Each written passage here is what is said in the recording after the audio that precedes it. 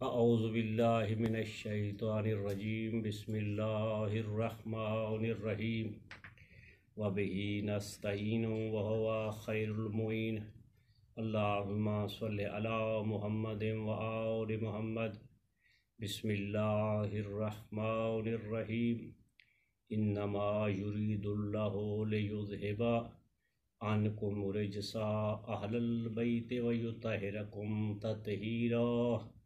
اللہم صلی علی محمد وآل محمد۔ میرے محترم زویر احترام دوستوں، مومنوں، بھائیوں، السلام علیکم۔ میں نے آپ کے سامنے سورہ احزاب کی آیت نمبر 33 کی تلاوت کا شرف حاصل کیا ہے، جس میں خالق اکبر نے اہل بیت اطہار کی عصمت، عفت اور طہارت کا تذکرہ فرمایا ہے۔ آج میں اپنے اس پروگرام میں اہل سنت بھائیوں کی طرف سے کیے جانے والے اعتراض کا جواب دینا چاہتا ہوں۔ وہ اعتراض یہ ہے کہ وہ کہتے ہیں کہ شیعہ حضرات آج تک اس بات کی تعیین ہی نہیں کر سکے کہ آیت تطہیر جناب ام سلمہ سلام اللہ و صلوات اللہ علیہا کے گھر میں نازل ہوئی ہے یا جناب فاطمہ زہرا سلام اللہ و صلوات اللہ علیہا کے بیت و شرف میں نازل ہوئی ہے۔ ہم ان کے اس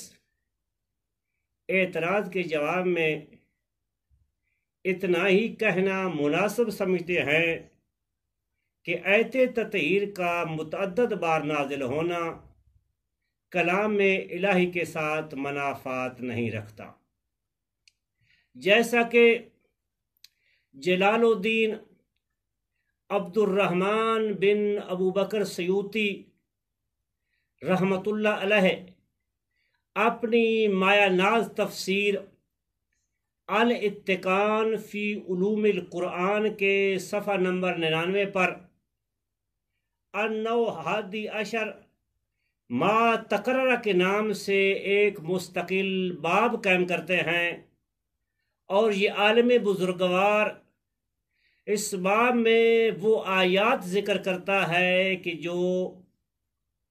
2 بار نازل ہوئی تھی۔ اب سوال یہ پیدا ہوتا ہے کہ اللہ تعالیٰ نے بعض آیات کو 2 مرتبہ کیوں نازل فرمایا ہے؟ اس سوال کا جواب دیتے ہوئے یہی سنی عالم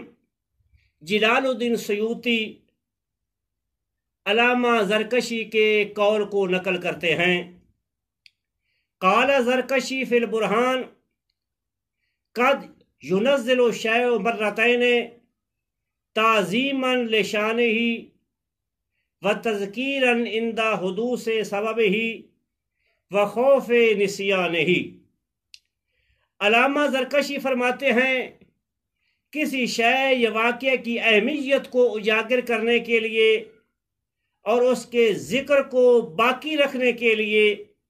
کبھی ایک آیت کو 2 مرتبہ بھی نازل کیا گیا۔ ممکن ہے خداوند کریم نے اصحاب کسا کی عظمت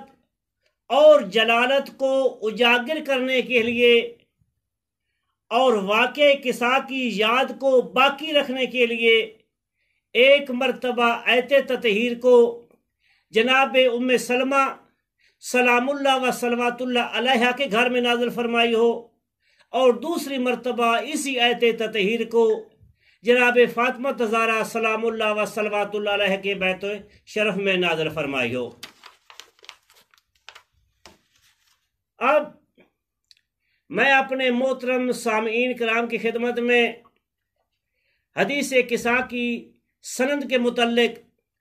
ایک حوالہ پیش کرنا چاہتا ہوں۔ یہ کتاب ہے نقوش عصمت، اس کے رائٹر ہیں مفسر قرآن علامہ السید ذیشان حیدر جوادی رحمۃ اللہ علیہ، یہ آپ نے اسی کتاب کے صفحہ نمبر 192 پہ لکھتے ہیں کہ بعض حضرات نے حدیث قصہ کی سند سے ناواقفیت کی بنا پر روایت کی ابتدا میں لفظ رویہ عن فاطمہ الزہراء علیہ السلام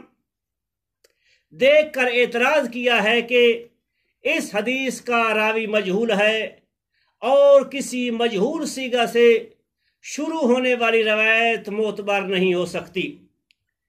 علامہ جوادی اس اعتراض کو نقل کر کے آگے اس کے جواب میں لکھتے ہیں کہ ایسا ہرگز نہیں ہے، بلکہ یہاں لفظ رویہ بطور اختصار یا بطور احترام استعمال ہوا ہے، اور یہ حدیث قصہ کی سند کے ضعف کی دلیل نہیں ہے۔ آخر میں ایک سوال ذکر کرتا ہوں اور اس کا جواب دینا چاہتا ہوں۔ وہ سوال یہ ہے کہ جو آج کل عموماً ماہ رمضان المبارک میں مومنین کی طرف سے پوچھا جا رہا ہے کہ روزے کی حالت میں حدیث قصہ کی تلاوت شرعی طور پر کیا حکم رکھتی ہے۔ ہم مومنین کے طرف سے کیے جانے والے سوال کا جواب ان الفاظ میں دینا مناسب سمجھتے ہیں کہ ہم نجف اشرف میں سن 2002 میں آئے تھے اور آج سن 2020 ہو چکا ہے، تقریباً 18 سال گزر چکے ہیں۔ ہم ان 18 سالوں میں ہر ماہ رمضان المبارک میں حرم امیر المومنین میں دیکھتے اور سنتے آ رہے ہیں کہ اذان مغرب سے تقریباً 20-25 منٹ پہلے مولا امیر المومنین کے حرم مبارک میں لاؤڈ سپیکر پر حدیث قصہ کی تلاوت کی جاتی ہے اور کی جا رہی ہے،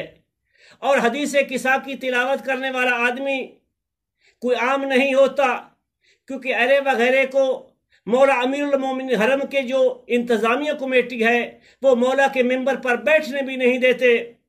اور آگے جو سننے والی شخصیات ہوتی ہیں اچھی طرح سے احکام شریعہ سے واقف ہوتی ہیں،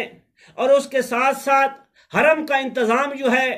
یہ علماء کے تحت ہے، مراجع کے تحت ہے۔ اگر حدیث قصہ کی تلاوت سے روزے میں خلل پڑنا ہوتا تو یقیناً علماء کرام مولا کے حرم سے اس کی تلاوت کو بند کرا دیتے، اور ہر سال ماہ رمضان المبارک میں